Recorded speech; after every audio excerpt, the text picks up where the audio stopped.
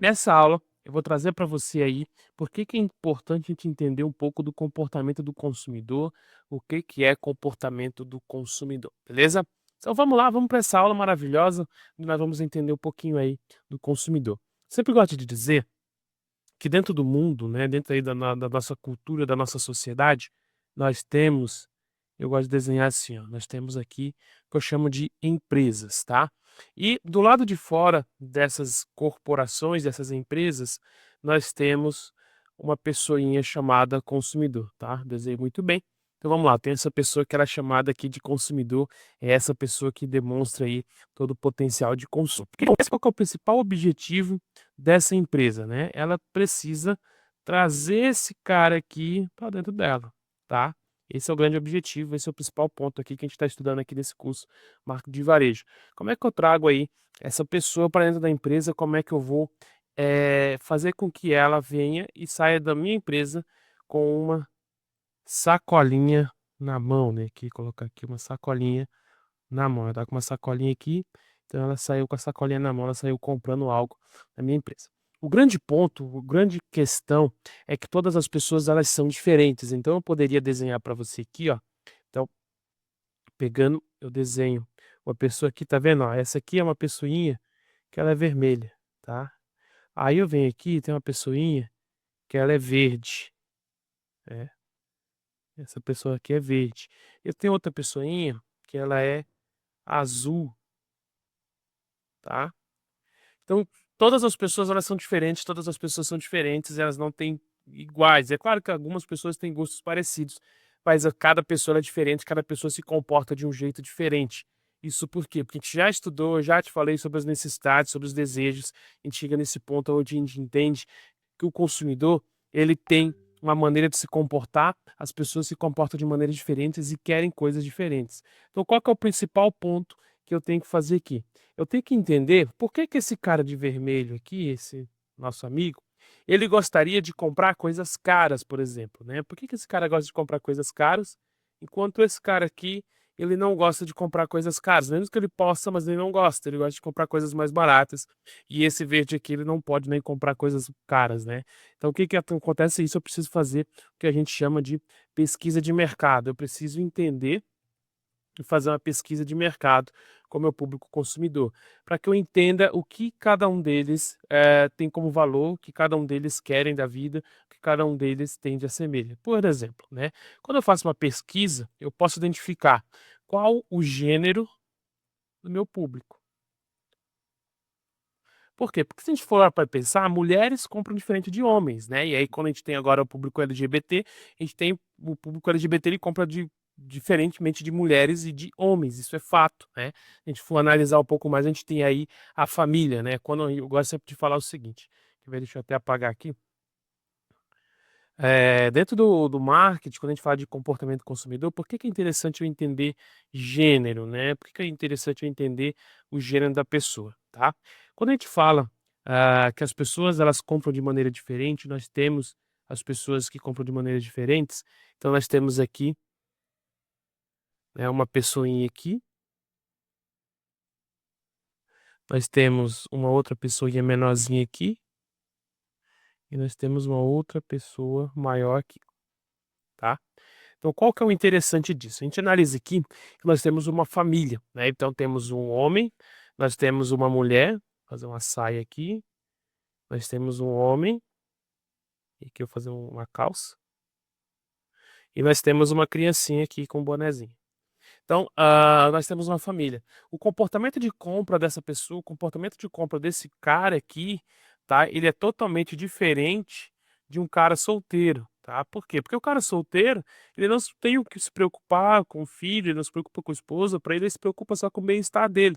Então, a forma de eu comprar é diferente. Só que porque ele é homem, por quê? Porque ele é homem, ele tem aquela questão, né, de ser o macho alfa, então ele vai querer comprar coisas para proteger a família, ele vai querer, né, comprar casa, comprar carro, ele vai querer sempre algo diferente que dá mais segurança e tudo mais. Quando a gente vem para a matriarca, né, da família, As mulheres elas precisam o quê? De mais qualidade, elas querem também cuidar da família, só que não tão focado na segurança, mas mais focado na qualidade, qualidade dos alimentos, qualidade da roupa, qualidade dos utensílios, qualidade dos brinquedos, qualidade de tudo que está indo para dentro da casa da família.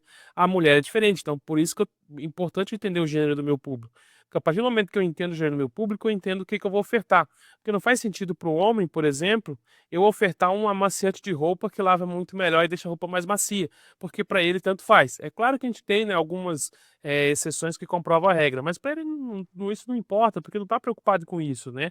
Agora, se, por exemplo, eu oferecer para ele ali uma lâmpada que ilumina 10 vezes mais e que dura de 10 vezes mais ali para não queimar, isso pode ser interessante para ele, porque ele precisa disso para casa dele, para manter a família dele numa qualidade de vida, né, e segura também.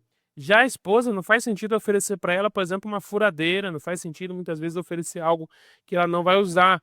Por quê? Porque eu tenho que focar no que ela está precisando, no que ela está realmente querendo ali no momento, que é entregar uma maior qualidade de vida para a família dela.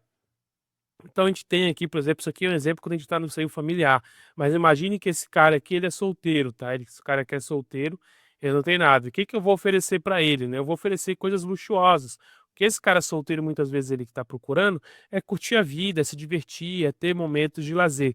Então não faz sentido eu ficar oferecendo casa, oferecer coisas que é para construir depois que ele vai construir a família. Então eu ofereço carros velozes, eu vou oferecer, né, festas, eu vou oferecer roupas da moda, roupas da marca, porque é isso que ele está procurando uma questão mais, né, social e tudo mais.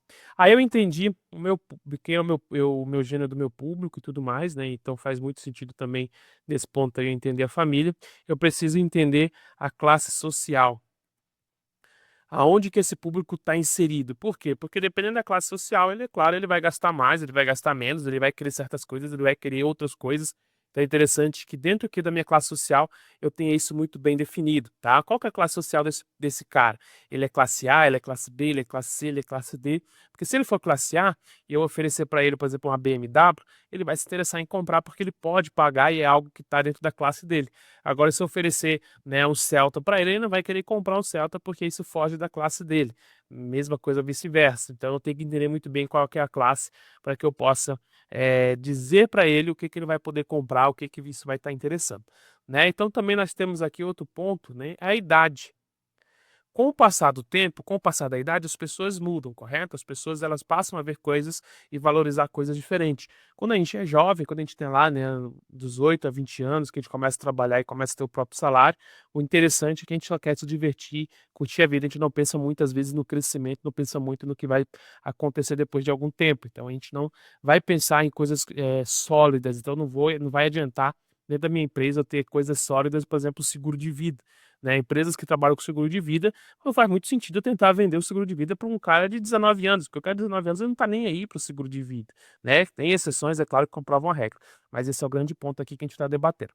Então, não faz muito sentido isso. Agora, quando eu pego, por exemplo, a idade do cara que tem uns 35 anos, 40 anos, que já está chegando ali, já passou da metade da vida dele, quando eu ofereço o seguro é muito mais palpável para que ele venha comprar um seguro, porque ele, às vezes ele já tem família, às vezes ele já está, né, com medo ali de certas coisas que podem acontecer, ele já teve mais experiências e é assim eu consigo definir um pouco mais. Então ali eu pego, né, o gênero, classe social, idade, esses são alguns exemplos que a gente possa pesquisar para a gente entender o comportamento do consumidor.